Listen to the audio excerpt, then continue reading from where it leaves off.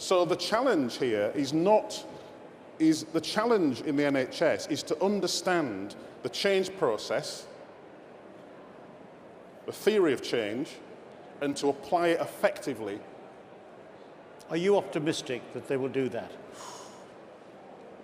Do you detect a new mood, a new spirit? Well, I've been around a long time, as you know, and my sense is I would like to see more understanding of the reality of change before I can say that it's likely that we're going to make the change.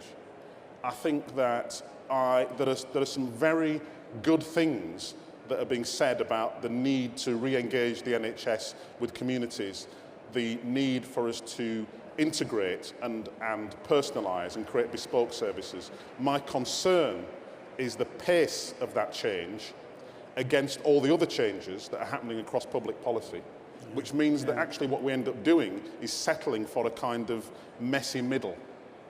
And then we wake up one morning and we think, actually, what's changed? Right.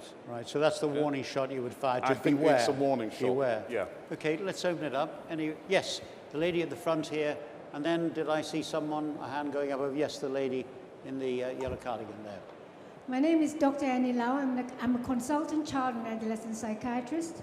Recently, as an expert witness doing a court report, which means my report is neutral, I was asked to see, among other people, a mother who has been going to Turning Point. Now, her background is awful. Drug abuse, heroin, prostitution in order to get the money. But I was very impressed with the outcome from her going to Turning Point. And she not only went to a locality Turning Point venue somewhere in East London, she is now a service user representative speaking to PCTs. And of course, the forensic psychiatrist disagrees with me because she's had this awful background of abuse and prostitution. And Victor's comment about the resistance to change in the NHS comes to mind. He said, Turning Point is a voluntary organization that's not really that professional, that really does acupuncture. And I said, I am impressed with the outcomes. I've been phoning their care coordinator, and for me, that holds good. So I really wish Turning Point all the luck in the world. And can I say, I'm on the Mental Health Equalities Board. I am still here to speak for excluded minorities, and this is an excluded minority. Well, that's a terrific endorsement. Okay, I mean, did she travel with you? No, but let me demonstrate the commercial bit of Turning Point. No, we've never met. No, but thank you for that. That's fantastic. Can I just correct a couple of things? I never described Turning Point as a voluntary organisation, okay? And I'll tell you why. We employ 2,500 people. We have something like 300 volunteers.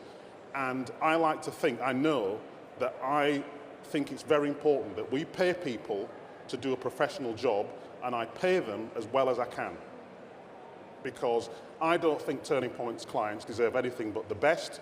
And we're all being told we're in a market where the best costs. That's certainly why Bob Diamond got £9 million this week. And so I think the same law applies to Turning Point. So it's not, we are a business, full stop, period. I think you may have misheard me because I was saying that we are professional. It's just that in people's minds, they have an idea of charity as not professional. And thank you very much. I was really worried there for about 20 seconds. A wonderful result. And the only mistake that lady made in all the things you mentioned was speaking to the BBC. That was the only mistake that she did.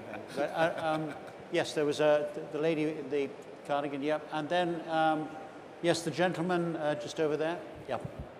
Hello, Lord Victor. I'm Hazel and I'm from NHS London. I wanted to ask, really, just seek your views about GP consortia having responsibility for the unregistered population.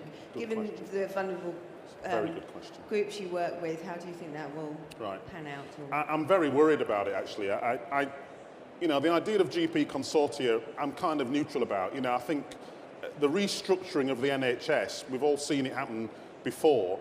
A lot of faith can be put in the structure and not enough thought given into what this new structure is going to do. and how it's going to operate. So these are you've expressed a concern for me, which in the health and social care bill, I'm going for an amendment which will give doctors a duty to consult communities in the commissioning process.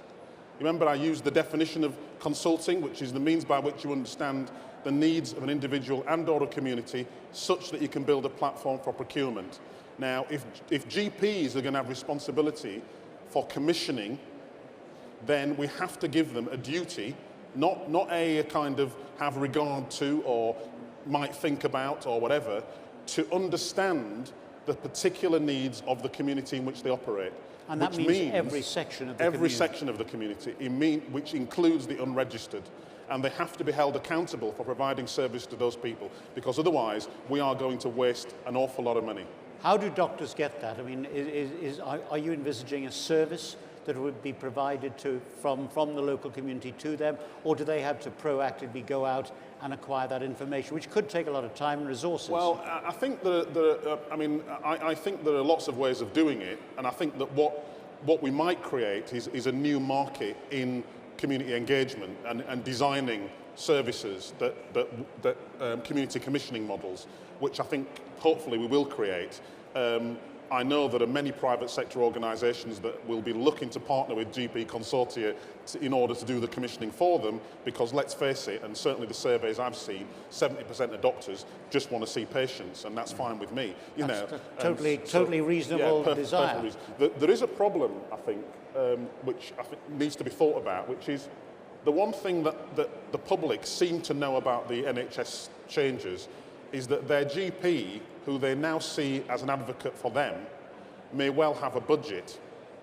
And therefore, when they're told they can't have this treatment or that treatment, or it's not available, and they walk out of the GP surgery and they look in the car park and they see a brand new Beamer, they might not think that the GP is actually on their side. Now, I know that there are mechanisms in the bill to prevent that, but we're talking about perception here and the change of perception. And I think the government's going to have to do a lot of work, both with GP and the public, to help them understand what the new change actually means. Great, thank you. Yes, was there another question over here? I saw another hand go up. Yes, the gentleman just in front of the lady who's spoken, and you first, sir. Yeah. Quince from Alzheimer's Society. You've in part actually just answered the question I wanted to ask, but I'll rephrase it slightly. What role do you see with the voluntary sector playing in supporting commissioning in the new structures, and generally, given that responsibility will obviously lie to an element in local authorities, and kind of what, using the valuable expertise the voluntary sector has in understanding communities, in playing a role in commissioning?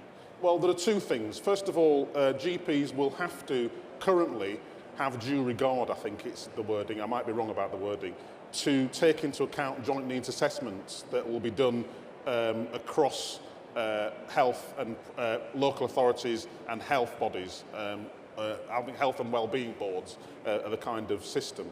It strikes me that there's a number of things that volunteers can do in the voluntary sector, and that is there needs to be a process of advocacy into the community for Alzheimer's, for people with particular issues that need to be listened to. That's why I emphasise the duty. It has to be a duty. There has to be an evidential link between the commissioning and the community. I think that there needs to be several different models of community commissioning. I mean, Turning Point's got one. There are others out there, and I think they need to be applied as tools. And we need to get to a point where Health Watch and government are able to go to an area like Tower Hamlets, and where they see a section of that area not receiving an integrated, meaningful health and social care service, hold the commissioner responsible for that and say, well, hang on a minute, how have you spent several £1 million of taxpayers' money, and yet these people don't have a service that they understand, can use, and produces outcomes for them? So there has to be that accountability for the commissioning process and its outcomes.